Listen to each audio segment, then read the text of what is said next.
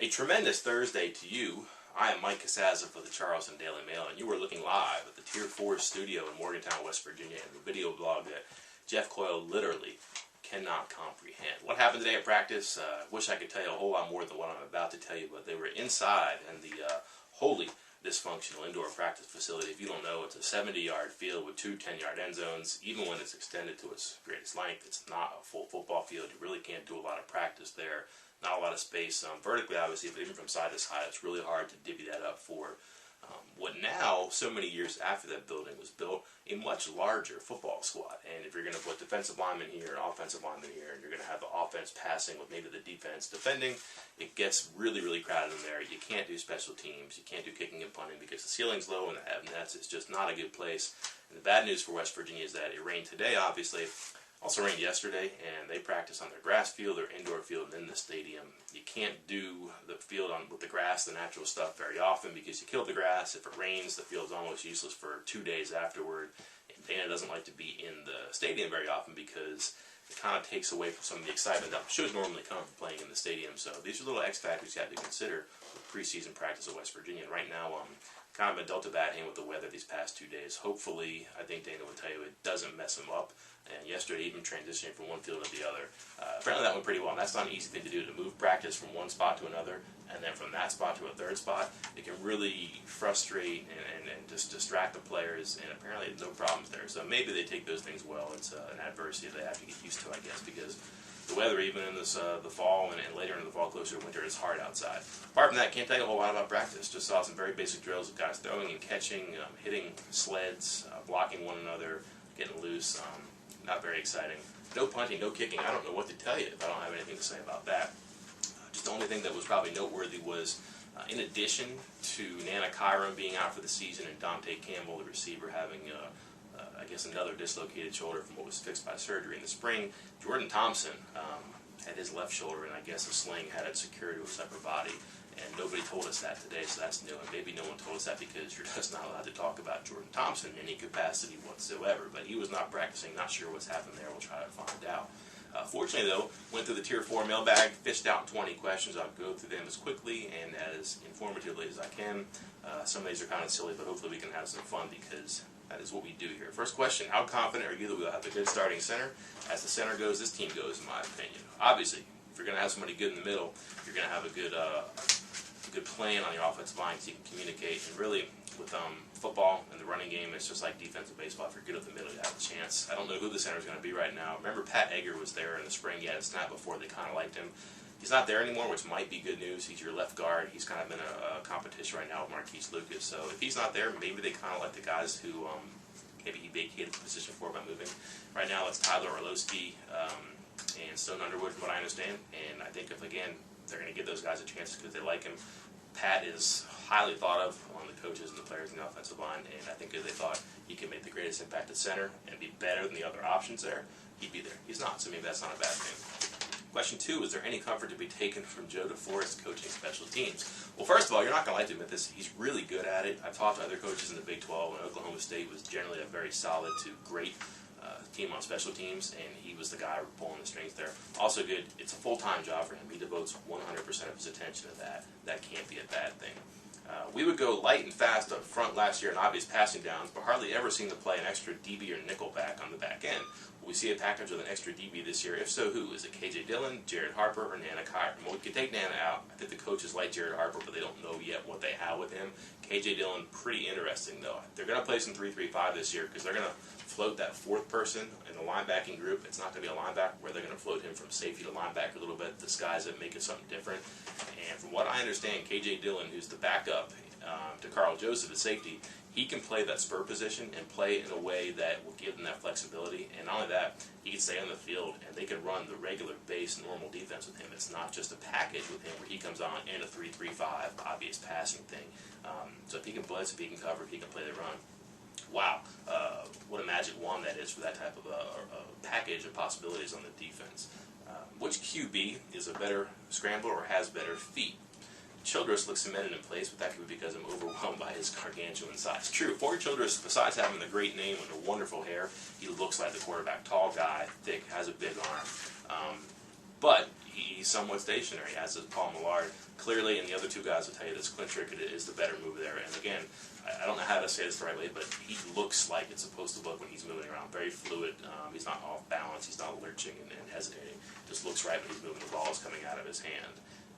Do you have a clear idea of where we're thinking of playing Shelton Gibson, inside versus outside? Well, in the absence of Jordan Thompson today, Shelton was still in a green jersey, but moving really fast, really sharp. He was the inside receiver who I guess would be first team with Kevin White, and I think that's where they want to put him. He's 6'6" though. I think they can play him outside. And what Lonnie Galloway has told us is that the best guys, it's 4 or 5 guys, whatever, they're going to play. And if that means moving a Ronald Carswell or a Shelton Gibson outside, that's what they're going to do. Carl Joseph had an impressive freshman year, but in what ways can we look for him to improve this year? If he can find a way to take care of himself better, and I understand what comes with him is playing recklessly and fearlessly, but you need him on the field. You don't want him hurting himself, getting a stinger where he's got to miss a half or a game, giving himself a concussion because he goes in and lights somebody up. Again, that's going to come with him a little bit. There's a risk, and the reward is turnovers, big hits, intimidation, but if he can't play, that's a bad thing. I think what we worry about more with him is the accumulation of hits. You can't really predict concussions or dislocated shoulder. That's part of the game. But if he's wearing himself down because he's playing hard, he's playing a lot, and there's no backup behind him, that's a concern. Last year, he was dinged up a lot. He was in the training room a lot, lots of ice, lots of treatment. One of the last players out of the locker room usually. If he can get a rest, if he can preserve himself better, that would be a good thing, I think, not only for him but for the defense. But I think, too, they're going to use those safeties much more aggressively this year in the run, which means that they're going to be targeted probably a lot in the pass. Play action, things like that are going to make it tricky. So play recognition, pass coverage, natural evolution stuff for a freshman who becomes a sophomore. The question that intrigues me more than any other about this offseason, how the hiring of Ron Cook is going to change or affect Dana's offense. Ron Cook is here for a reason. He's from Stanford. That's almost a polar opposite offensively of what Dana Holgorsen likes to do, but it wasn't an accident. It wasn't just flip through a phone book and go down and find the first guy that your finger lands on. Dana wants more physicality. He's tired of losing on 3rd and 1 and 4th and short and having to kick field goals or throw fade passes into Bolivia in the end zone on 4th down in the goal line situations. He wants to be able to smash the ball. He wants to be able to run out the final 4 minutes of the game. And when you have all those running backs back there, and he knew he was going to have Jameis Smith and Andrew Bowie and Dustin Garrison, now he has Charles Sims. They're not going to waste that. They're going to use a lot of pulling stuff that you saw at Stanford, lots of double teams. They don't want to block guys. They want to knock them over and clear the way for the running backs. I think the physicality and the very direct approach with double teams is going to be a big difference this year. You'll probably be able to notice it too. Give me the top 5 new names that will be very good this season. Starting on defense, there's only a couple of them really. The influx of talent is mostly on the offensive side, but I'd be a fool not to name Dontrell Hyman. He looks like he's going to be a player out there, and probably right underneath Brandon Golson. You put those 2 guys, defensive end and outside linebacker, together.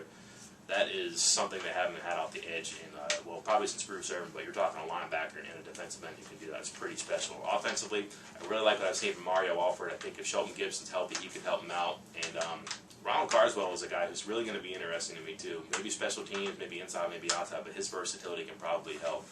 There's some obvious ones there I don't mention, but I think those 5 surprise you more than me saying Clint Trickett or Charles Sims will. Moving on, does the Tier 4 Compliance Department know about all the autographed copies of Waiting for the Fall floating around out there? I did not sign those books. Gun to your head, running back depth chart in order. Good question. I think we have to think about this a little bit differently. Your starting running back may be different from game to game because they just might want to start with a certain tactic or a certain play to start the game. So don't think of it in starting lineup kind of way, but I think how they assemble 1, 2, 3, 4 is going to just depend on what they want to do. Andrew Bowie's really good catching screen passes and zipping around. Is that Dreamus Smith's forte? No. But Dreamus is the guy you're going to give the ball to run. So it just depends. They may get a turnover or a long punt return. They may start 1st and goal from the 6-yard line. That's probably more a spot for Dreamus or Charles Sims, not necessarily for Garrison or Bowie. But they may have a great play dialed up in that 1st down, and they may want to run, I don't know, maybe an angle route across the middle, which Dustin Garrison has done before. Maybe a screen to Andrew Bowie, who knows. But I think that we understand how good Charles Sims is. That's your 1. The 3 behind him, I don't think you're going to see a depth chart necessarily. I think you're just going to see how they want to use him in certain down and distance situations. Do you have 5 seconds for a basketball answer during preseason football? Of course. With are the guys who are not yet enrolled?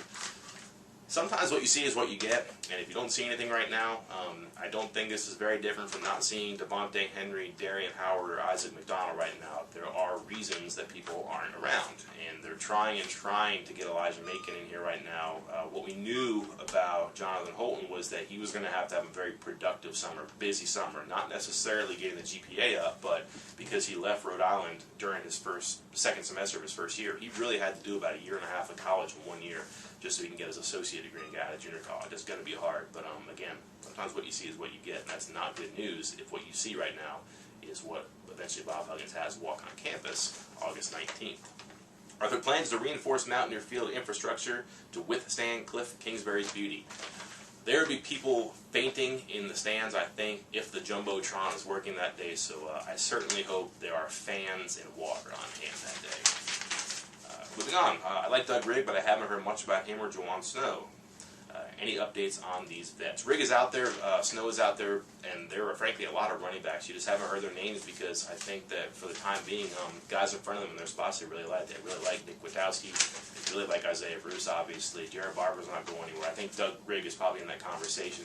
Snow has just been so out of sight. He's been kind of out of mind for a while. It's up to him to really kind of reintroduce himself to the situation. But I do think that one of those inside spots, and maybe even on the outside, could be for him because when he's played, he's been productive before. What are the chances the West Virginia Radio Corporation stations will be left out of the radio network? High. Dana Holgorsen indicated in the presser that they have 3 deep at the defensive line. How many are really usable in games? 3 deep is interesting. I don't think it's quite that, but I will tell you that when you look at the end positions, Will Clark, Hyman, Kyle Rose, Eric Kinsey, even Noble and Nwachukwu, and we're just going to have to call him Noble. I can't type it, let alone say it, but those are your defensive ends. That's 5 defensive ends for 2 spots. That's kind of like 3 deep. I know 6 divided by 2 is 3. In the middle, I don't think you have 3 just yet. You're going to have certainly Shaq Rowell and Christian Brown behind him, but in that middle, they could play Will Clark there. I think they could probably find a way to play Kyle Rose there if we needed to, but you're really not going to see a need for 3 deep because here's the crazy thing they're going to do on defenses here. They're going to do full scale, like NHL line changes on the defensive line where if the ball goes out of bounds on West Virginia side of the field and 1 or 2 or 3 guys up front need a blow, touch your head, raise your hand, eye contact, and you come off the field and someone else goes in. They have it already rehearsed as to what situations they can and can't do it in, and I'm sure that Eric Slaughter will go over with those players between every series who's going out in the field and who the backups are for those particular moments. With such a crowded wide receiver, why was Vernon Davis taken from a position of such need as cornerback? That was a very Rich Rodriguez-esque move. It looks a little bit different now with Nana Kyron being out because I think everybody thought Vernon Davis was going to be an answer, if not a savior, at the cornerback position. And there are a lot of slot receivers. I don't know where that's going to go right now, but it does seem Vernon Davis really likes it. And considering he's already moved schools once, transferred that out, and now moved positions and kind of had to reheat himself some things, I'm not sure he'd be interested in moving again. So I think what you have right now is the guy who's just in the mix at receiver who could be probably a little bit deeper in the mix at cornerback, especially with the injury to Nana right now. Do you think our journeyman head coach may actually be growing a connection with, quote, this place and feeling at home at West Virginia? That's interesting. Dana Holgorsen is remembered now for, upon his arrival at West Virginia, saying he didn't know about this place. He had to learn about this place, things like that. And, he spoke a little bit this offseason about infrastructure, facilities, things he wants to do. We know he's building a home here, and it's probably near completion and just about moving and ready, for as far as I know. I don't pay a lot of attention to his dwelling situation, but he does have a rap for living in hotels and not really dropping an anchor, and he sounds more and more like he wants to do that. He's talking about a practice facility, which honestly is probably 5 to 7 years away. He's talking about things that have to be done next year and the year after. That's very forward thinking, which is at least reassuring if you're worried about the upward tick of a football program that was 7-6 last year, and people kind of worried even before last year started how long will he stay around. So now maybe the dynamics are a little bit different, but it does sound like, and maybe even look like, he's invested in this a little bit more than maybe he sounded or looked like previously. Moving on, getting closer to the end here, who is tougher, Brandon Golson or Carl Joseph? I'm not going to answer that because they're both tougher than me. What does Shaq Rowell say to the opposing center prior to the first snap? I hope it's Shazam. And finally, if the whole 80-man roster were to enter one big ring for a battle royal, who wins? It's an interesting question, and I thought a lot about this. I think what happens is you're going to see cliques, stables. You're going to see factions emerge in the ring, and you're probably going to have the defensive line go after the offensive line. No one rolls deep like the offensive line, so I think they're going to wipe out a lot of the defensive line early. But when that happens, you're going to see some of the other defensive brethren jump in with the defensive line and take out the offensive line. That removes Curtis Fight. That removes Quinton Spain, who I think may be two of your favorites. So now you're left with almost a push at the offensive line spot. Receivers, running backs, quarterbacks, gone. Wipe them out early, and eventually cornerbacks and safeties. You're left with the big guys there. Some mean linebackers, maybe some tough defensive backs, and what I've whittled it down to is the final four that also includes linemen. I think you're going to have at the very end Carl Joseph, K.J. Dillon, of course, Dontrell Hyman, and Jordan Thompson. And it's going to get a little dicey at the end, because what do? You're going to circle the ring. You're going to have a little bit of a feeling out. These guys don't know each other very well. So what happens? I think you're eventually going to have a situation where you're going to have a superiority complex at safety. And you're going to have K.J. Dillon and Carl Joseph going at it. And a wily newcomer named Dontrell Hyman comes in, wipes them both out. Now it's Jordan Thompson, Dontrell Hyman. And because Jordan Thompson is the best exhibition player that West Virginia has ever seen, he wins this absolutely imaginary battle royal. That's all I have for today. Hope you enjoyed this. I actually enjoyed this one. And I will see you the next time we get together in the Tier 4 studio.